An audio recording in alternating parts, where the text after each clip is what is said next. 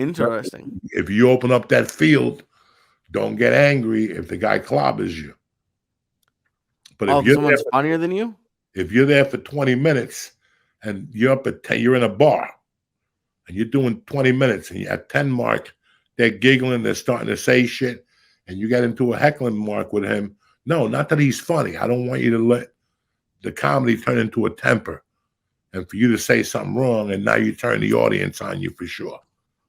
And that's a mistake a lot of young comics make. Well, fuck you, man. I'm never coming to this dump again. Wrong answer. You didn't have him from the beginning. Don't let your ego get in front of you. You didn't have him from the beginning. You're trying to bail yourself out. And now at the end, you dump on the place, or you dump on the host, or you dump on any other comedian. Or fuck you. You laughed at the guy with the organ.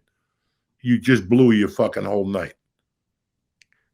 I want you to go out there and leave there on your feet. It's okay to have a bad set. That's what's great about tomorrow. Or what's great about that fucking bowling alley that does comedy at midnight that you don't like to go to because everybody's drunk. Well, you ate such a bag of dicks here, you might as well go down there and earn your fucking stripe tonight. There's always an answer to a bomb. Do not be scared to bomb, please. Once you take that safety net off, your comedy career goes 80% high. Don't be scared to bomb.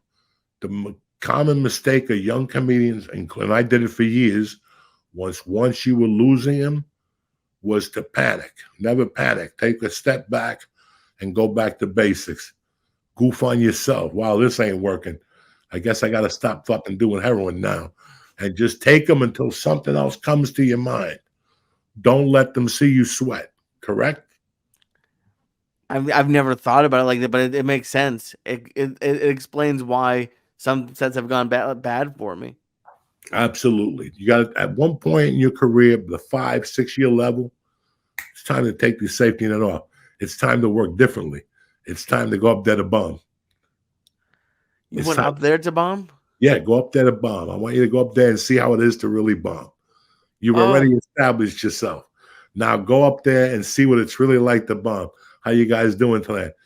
Look at you. Where'd you coming from? Buffalo. Oh, your wings are tired. Just go up there and see the real feeling of a bomb and get off and giggle about it. And you'll go, wow, that's what it feels like to bomb. That ain't that bad. I'd rather do that than go up and rely on my material for 10 years because I'm scared to take a fucking chance. Holy shit.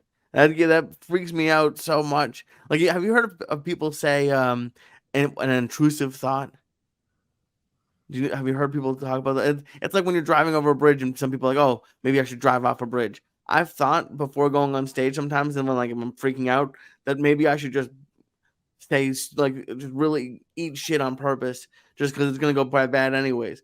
But like, I don't want you to eat shit on purpose. But I also, when you go to these open mics, I want you to go up there to bomb every once in a while. Oh my God, it's giving me anxiety. You know what it's like? It's like you being a fighter in training, and before the fight, I take you aside and go, Lee, we got a problem tonight. We got a problem. You got to go down the third round. Not in the fourth round, in the third. You got to take one for the team. You know, we got your back. We got ourselves into a situation. Yeah, but at least hopefully in that case, like maybe you only take one punch to the face. You're not bombing on purpose for 10 minutes. No, I'm going to go to the other guy and tell him to punch you in the stomach until you bleed out your ears just to have fun. You know what I'm saying? Oh, Jesus Christ. You know what I'm saying? I mean, no, but like I can't imagine going up there to bomb on purpose. Lee, that's why it's so interesting how I turned the bomb away from you. Guys, young comics, medium comics, this is how I didn't give a fuck. When I lived in Seattle at the 6 and 7 year mark, there were nights I went up there to bomb. And I'd bail myself out. I'd put myself in a hole, and then I'd take myself out of the hole. That takes a couple of weeks. Let's have some fun in your career, cocksuckers. That takes a couple of weeks.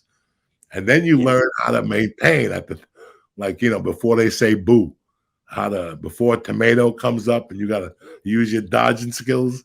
Now you got to learn how to work them back in. Look at you motherfuckers, got a little, you don't know who you're dealing with. Bah, bah, bah, bah. Just start talking, get them excited, and then you hit them and boom, you win them over. And then now you're like, see, you motherfuckers thought I was some fucking bum from across the street. I was just trying shit on you. And you explain your point and you goof again on them, and then you get the fuck out of there. So you would, Joey Bananas, you think you got some fucking novice here? I never even thought about that. You would build bad jokes into your set so that the good jokes would be like would like hit harder. That's a fucking like evil genius. Like Come on, what? dog. Come on, dog. I love I all have these. bad jokes in here on purpose. Yeah, you want to talk chicken? I'll talk chicken with you motherfuckers. You know, dog, I took a lot of, Oh, when I go to these rooms that didn't matter, I'd still respect the comedy, but I'd go off the deep end a little bit. How do you think I got that confidence to do that in the comedy store? Because I never did it before? Because no, that's what you need. That's what's going to sell you, your character. We're going back to just be yourself. So tonight, you look on the paper and write out the best version of yourself. How would you tell me to suck your cock? I want you to write it 20 different ways. I want you to write it angry, and I want you to write it funny, that we're going to laugh at it. This is the music of words, and this is where you start to learn tone.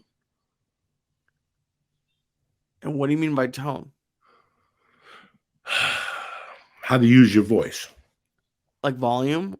Volumes, heavy, when to steamroll them, when to pull back a little bit, just throw some jabs at them. And like how many like let's say for example, because now I'm just building it. Let's say you had this joke and you could either pull back or steamroll them.